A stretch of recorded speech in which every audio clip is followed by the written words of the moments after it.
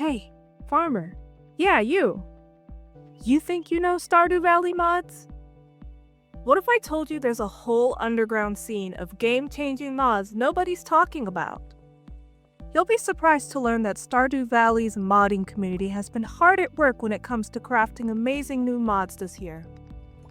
Today I'm here to put you on game to some new and somewhat unknown mods that deserve more recognition. I'll be going over 8 brilliant 2025 mods that completely flew under the radar for a lot of players. From additional game mechanics that add more challenge to your game, to a brand new location for you to explore and inhabit. These aren't just tiny tweaks. They're full-blown experiences the modding community somehow kept secret. And yes, number 4 means Pierre finally gets some competition. I'll be sure to list each mod in the description below, along with their dependencies as best as I am able to. If you've been enjoying these Stardew Valley mod overviews, feel free to like the video and subscribe so you don't miss the scoop on some of the best and latest mods out there this year. Let's begin. The first mod we're going to go over is called Store Entrance Doorbells. Ever felt like Pelican Town's shopkeepers have a personal vendetta against your existence?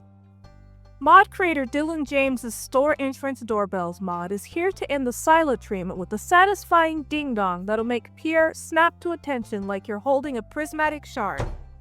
The best part about this mod is that it's also compatible with Ridgeside Village's Heaps General Store. Not only will the doorbell ring at Pierre's, but will also play when you visit the Heaps and General Store during regular store hours. The mod comes with immersive sound design and includes 4 vanilla-friendly bell sounds. The doorbell only triggers from 9 AM to 5 PM on store operational days. It will not play during your visit to Caroline's sunroom or Heaps Upstore's room. You can adjust the volume via the mod config menu page in the options. This isn't just a mod. Now you finally have a way to say, "Hello, I'm buying your overpriced seeds" without yelling at your screen. HXW Custom Buildings all in one pack.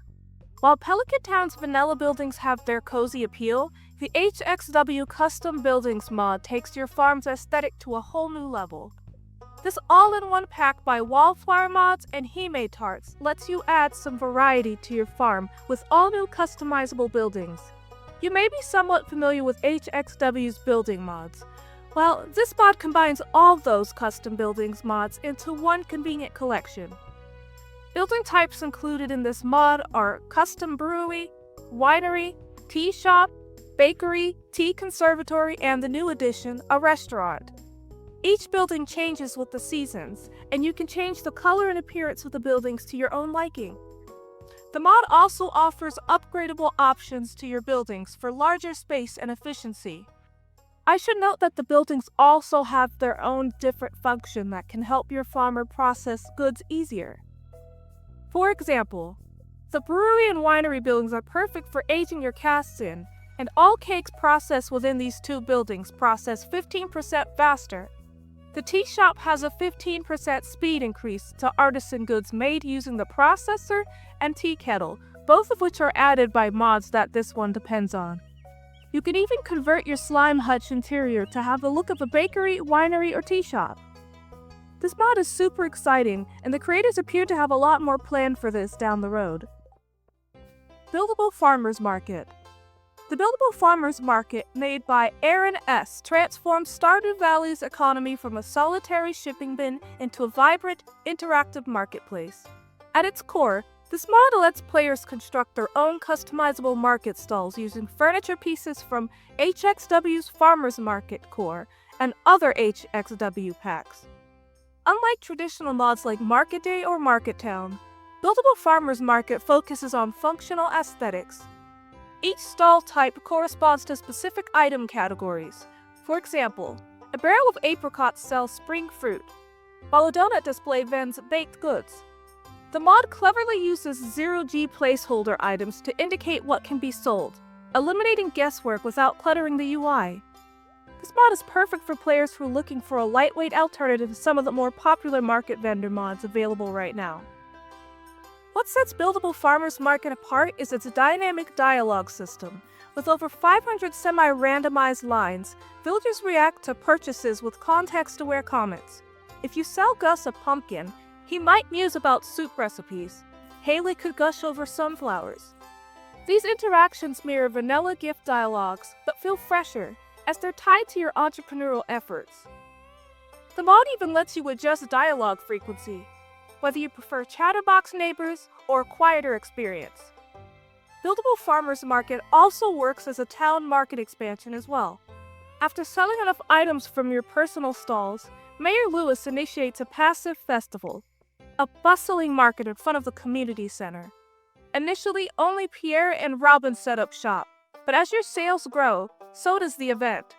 More vendors join, and foot traffic increases, creating a lively hub that feels organic to Pelican Town. Crucially, shopkeepers retain their full services during the market, so you won't miss out on tool upgrades or seed purchases. I still have yet to unlock the town market for Pelican Town on my current save, but I am so much looking forward to having that appear in my game in the near future. You can also set the difficulty level for unlocking the marketplace at a later time, as well as an easy mode for those who want it in the game sooner. The mod has some dependencies and could only work with the HXW Furniture Packs mod. So whether you're a min-maxer, a role player, or just a casual farmer, this mod makes commerce feel personal, proving that Pelican Town's heart beats strongest when shared over a stall of fresh-picked strawberries. This next mod is called Fresh Farm Produce. Congratulations, farmer, you've just discovered the one thing scarier than Lewis's golden shorts. Your crop's actually going bad. Thanks to Zombifier's Fresh Farm Produce, Stardew Valley now has a use it or lose it policy for your harvest.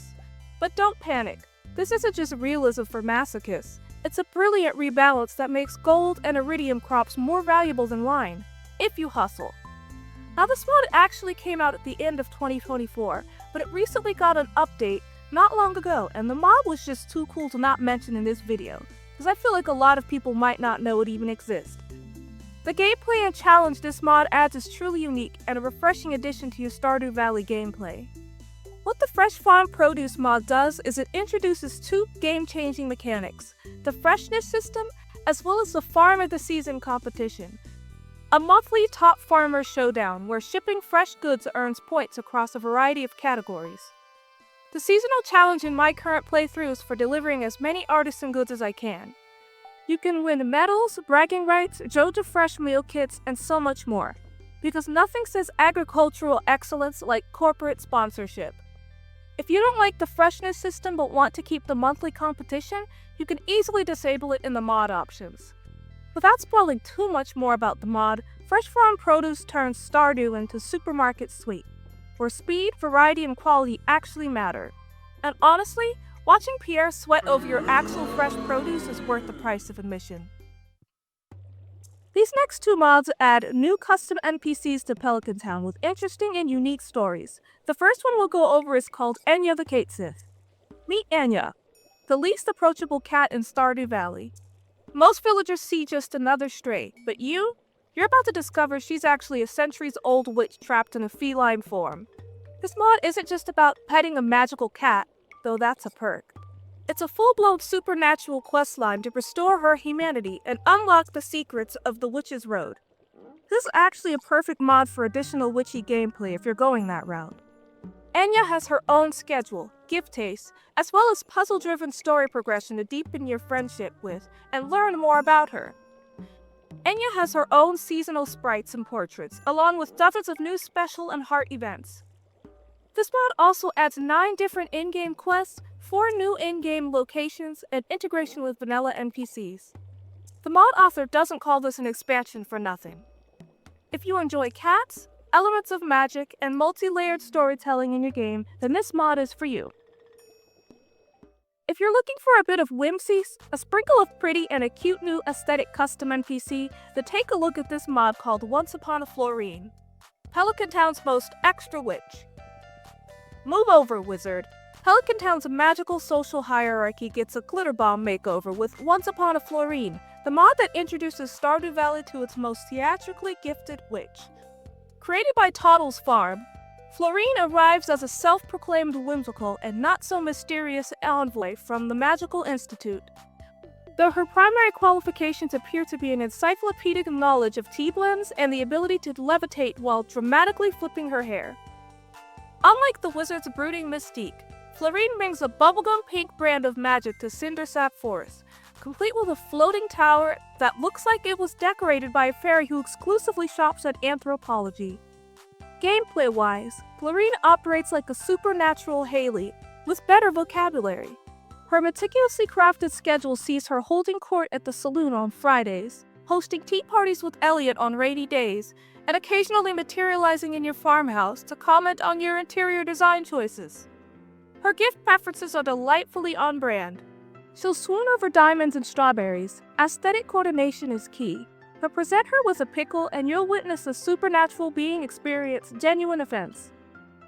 The mod even accounts for festival interactions. The real showstopper is Fleurine's customizable tower in Cindersap Forest, designed by mappers Powell and Saf.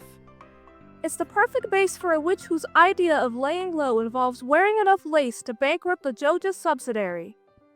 Technical notes for modders. While compatible with most expansions, her tower's location may conflict with Stardew Valley Expanded's Vineyard path. Simply toggle realm mode in the configs if needed. There are even toggle options for if your modded gameplay features a female wizard in place of the vanilla Rasmodius. The mod author really put a lot of thought into Fleurine, which really makes the NPC stand out and shine all on her own. And not to mention, her character sprites and portraits are absolutely gorgeous. Just look at her. But if you think Fleurine's brand of witchcraft is dramatic, wait until you meet the militant tofu activist from Vegan in the Valley. Vegan in the Valley brings a new culinary revolution to Stardew Valley, and it doesn't involve a single animal product. Orochi Frogu's Vegan in the Valley mod adds 21 delicious new plant-based recipes that prove you don't need eggs or milk to win the Stardew Valley Fair. From banana pancakes that make even Pierre question his life choices, to mango maki rolls that have Sebastian reconsidering his brooding loner aesthetic. These dishes use only base game ingredients while delivering buffs that put glazed yams to shame. The mod cleverly introduces these recipes through mysterious letters from a secret admirer who may or may not be monitoring your shipping bin activity, creating a delightful progression system tied to friendship levels. What makes this mod truly special is how it weaves itself seamlessly into Pelican Town's existing dynamics while adding hilarious new wrinkles. Watch as Pierre short-circuits when your harvest salad outsells his artisan mayo, but witness Shane's unexpected character development when he sheepishly admits to loving roasted carrots. The culinary additions aren't just reskins. Each dish comes with thoughtful buffs. Green Curry's +3 farming will make you question why you ever bothered with those pepper poppers. And unique villager preferences that create new gift-giving strategies. I do have to warn you that some of the letters that the farmer's secret admirer sends them can be a little out there, like this one, and this one. Technically, this mod is impressively lightweight, requiring only Content Patcher and leaving original recipes untouched for players who still want to indulge in the occasional pink cake binge. It plays nicely with popular mods like Love of Cooking. The real magic, though, is how it manages to be both a quality of life improvement and subtle social commentary. Whether you're hosting vegan potlucks to scandalize your multiplayer friends or quietly judging Lewis's attachment to the dish of the sea, just be warned. After gifting Leah that first perfect strawberry ice cream, you may never look at your cheese presses the same way again. The final mod we'll be going over is called Miner's Retreat, a Quarry expansion. Nestled in the northeast corner of Stardew Valley's oft-neglected Quarry, Azafi's Miner's Retreat transformed this barren industrial zone into a functional and surprisingly luxurious home away from home. This mod introduces a charming stone cottage complete with a conservatory greenhouse, ore-rich cave systems, and even a private mine elevator, offering miners a much-needed respite. What sets this expansion apart is its progressive unlock system.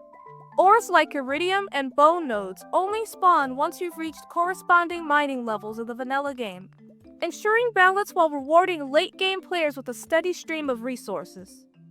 I recently added this mod to my current save, and while I don't feel like I need a home away from home myself, I fell so in love with the aesthetic of this expansion that I decided to start decorating the interior of the retreat.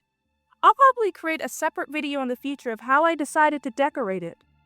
The retreat's interior is a masterclass in cozy functionality. The main floor features a fully customizable kitchen, with mini fridge connectivity for seamless cooking, dynamic windows that shift hues at sunset, and space for casks to age your finest wines. Upstairs, a bedroom with configurable vine-draped beams offers a place to crash when time runs short. Especially handy given the basement's minecart links to Pelican Town's transit system. Outside, a sparkling waterfall pool invites impromptu swims, while the conservatory's diggable soil and animated parrot add life to the subterranean sanctuary. Beyond aesthetics, Miner's Retreat excels at bridging utility and roleplay. The attached Aura Cave dynamically scales with your mining progress, offering ghostfish and stonefish in its waters once you've unlocked the mine's deeper levels. Meanwhile, the conservatory's greenhouse functionality, complete with a decorative fountain that doubles as a watering can refill station, lets you grow crops without returning to the farm. Clever touches abound. The mine elevator only activates after reaching level 5 in the mines, and the basement's casks nod to the endgame grind without overshadowing the farmhouse's primary role. Miner's Retreat doesn't just fill the quarry's empty space, it reimagines it as a narrative-rich extension of your farmer's journey. Whether you're using it as a mining base camp, a secluded aging room for your starfruit vine, or simply a rainy day escape from Dunamo chaos, the mod's attention to detail, like mail delivery to the cottage's unobtrusive mailbox, makes it feel authentically lived in. And there you have it. 8 mods that prove the Stardew Valley modding community still has plenty of surprises up its overall sleeves. From magical cats who judge your life choices to doorbells that finally put Pierre in his place, these mods don't just tweak the game, they redefine what's possible in Pelican Town. Now if you'll excuse me, I need to go lie down in a dark room and question why I ever thought vanilla farming was enough. Which mod are you installing first? Let me know in the comments. Unless it's vegan in the valley, in which case, please don't tell Shane.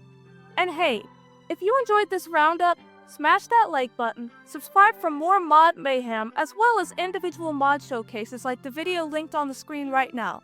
And remember, Lewis's golden shorts may be legendary, but your modded farm, that's true art.